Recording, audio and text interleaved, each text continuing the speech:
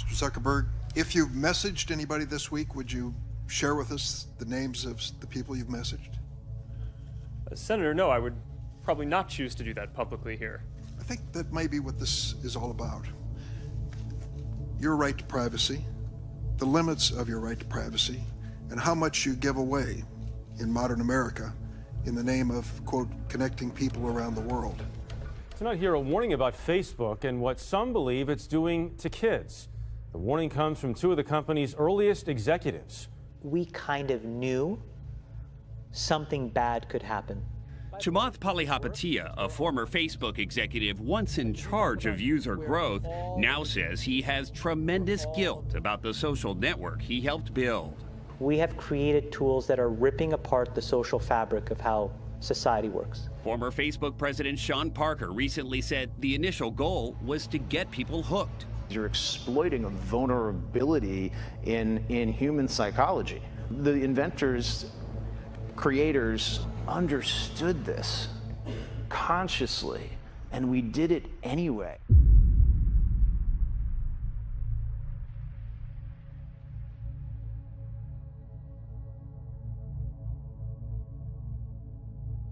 People need to hard break from some of these tools and the things that you rely on. The short-term dopamine-driven feedback loops that we have created are destroying how society works. No civil discourse, no cooperation, misinformation, mistruth. Bad actors can now manipulate large swaths of people to do anything you want. We know that Google is tracking us. We agree to it when we set up our phones. So we wanted to figure out what exactly Google is learning about us throughout the day. So here's what we're going to do. We have two identical phones. The only difference between these two phones is this one is in airplane mode. Both of the phones lack a SIM card, and they haven't been set up to access any Wi-Fi networks. So for all intents and purposes, these phones have no connection to a data network. We're going to keep them with us throughout the day. And while I travel around DC, we're going to figure out just what Google is finding out about me. Our tour around town was a 14-mile journey that lasted more than an hour. The entire time, the phones had no access to the internet. Oh my goodness. Not a Wi-Fi connection and not any cellular data service. It almost seemed quaint to assume that Google wouldn't even be able to collect data on me. Both of our phones, exactly how we left with them. So let's find out what they know. This is our man-in-the-middle device. It's basically a Wi-Fi network that these phones are going to connect to once we turn their Wi-Fi on. It's going to pass data through it on the way to Google, but on the way, we're actually going to get a copy of the same data that Google's going to get. We'll be able to decrypt it and then find out where we've been throughout the day. Within minutes, the numbers rolled in. The phone that wasn't on airplane mode registered more than 100 locations, 130 activities, and even 152 barometric readings. As soon as it hooked up to our Wi-Fi, it transmitted 300 kilobytes of data straight to Google. The phone even logged our exact locations, tracking us all around town, the Capitol, the hospital, the school, and the cathedral. Now you may notice what's missing here is the exact route that we took, but it got that data too. It knows when I got out of the car. The metadata has a time log down to the very second, tracking everything when they think that you're walking, riding, and yes, even getting out of the car. Okay, so you're thinking, this isn't a big deal. I'll just put my phone in airplane mode. Yeah, we thought of that too. This is the other phone that we had with us that no SIM card, also remained in airplane mode the entire time. Let's see what kind of data it captured. The phone with airplane mode activated actually logged more locations and activities than the other phone, and it also transferred hundreds of kilobytes of data to Google as soon as it was activated. The only thing that's missing from this map is our stop at the Children's Hospital, but it still knows we were there. There it is. Exiting vehicle, 100% accuracy. Through complicated user agreements and free software, Google gets users to sign away their privacy for nothing. The fallout is already hurting Facebook. A billionaire tech entrepreneur Elon Musk deleted his personal page and those for his SpaceX and Tesla car ventures. Well, WikiLeaks editor Julian Assange has also lashed out at the social network on Twitter. Others are rushing to do the same too, with the hashtag #DeleteFacebook trending. So when significant stress starts to show up in their lives, they're not turning to a person, they're turning to a device. They're turning to social media, They're turning to these things which offer temporary relief. We know, the science is clear, we know that people who spend more time on Facebook suffer higher rates of depression than people who spend less time on Facebook. 1 billion of us own a smartphone, and we know how addicting it can be.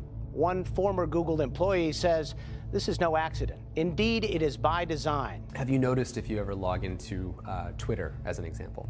So there's an extra delay that you don't know how long it's going to take. It's between 2 and 3 seconds, where the number of new notifications on Twitter you have. So why is that there? Well, it makes that into what's called a variable schedule reward. It's like a slot machine. So you're playing the slot machine, and there's a time delay, and in that time delay, your anticipation's building, and then you get to see how many notifications I get. And so you become more addicted to checking it again the next time. It sounds like there's just a lot of sort of trickery going on here.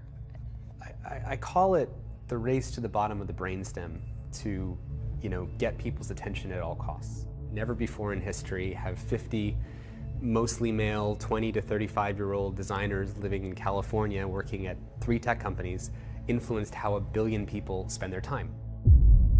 In a 2009 interview with the longtime CEO of Google, Eric Schmidt, who, when asked about all the different ways his company is causing invasions of privacy for hundreds of millions of people around the world, said this. He said, if you're doing something that you don't want other people to know, maybe you shouldn't be doing it in the first place.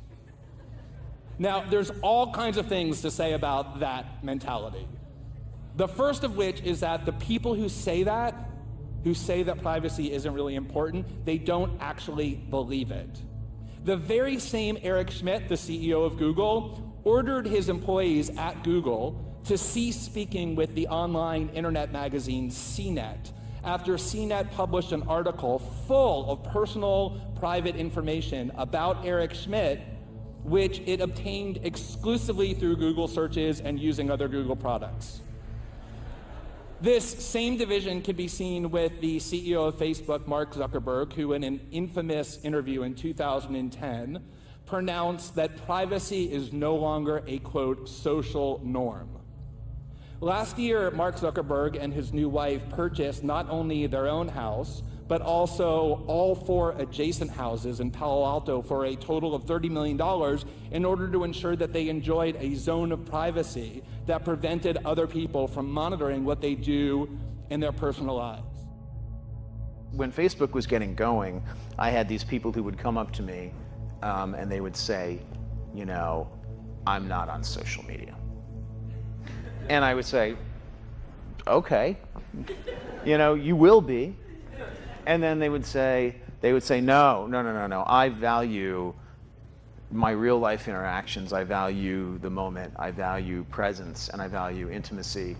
And I would say, well, you're a conscientious objector. That's okay. You don't have to participate, but we'll get you eventually. and like, I don't know if I really understood the consequences of what I was saying. So, before we move off this privacy thing, can you explain what this instant personalization thing was that you did and why you did it and what's the value of it to your users?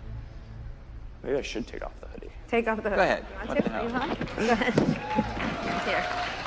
Can you get someone? No, We're not even yelling at you. Yeah. Yet.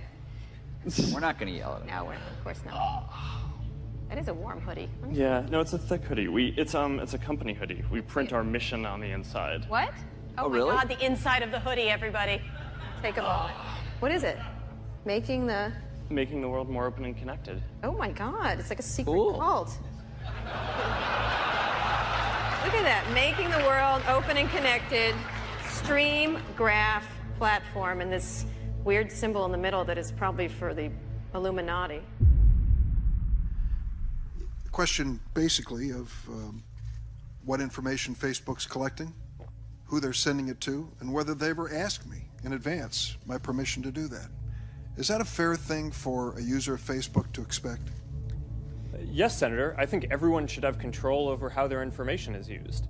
And as we've talked about in some of the other questions, I think that is laid out in some of the documents. But more importantly, you want to give people control in the product itself. So the most important way that this happens across our services is that every day people come to our services to choose to share photos or send messages, and every single time they choose to share something, they have a control right there about who they want to share it with. But that level of control is extremely important. They certainly know within the Facebook pages who their friends are, but they may not know, as has happened, and you've conceded this point in the past, that sometimes that information is going way beyond their friends, and sometimes people have made money off of sharing that information.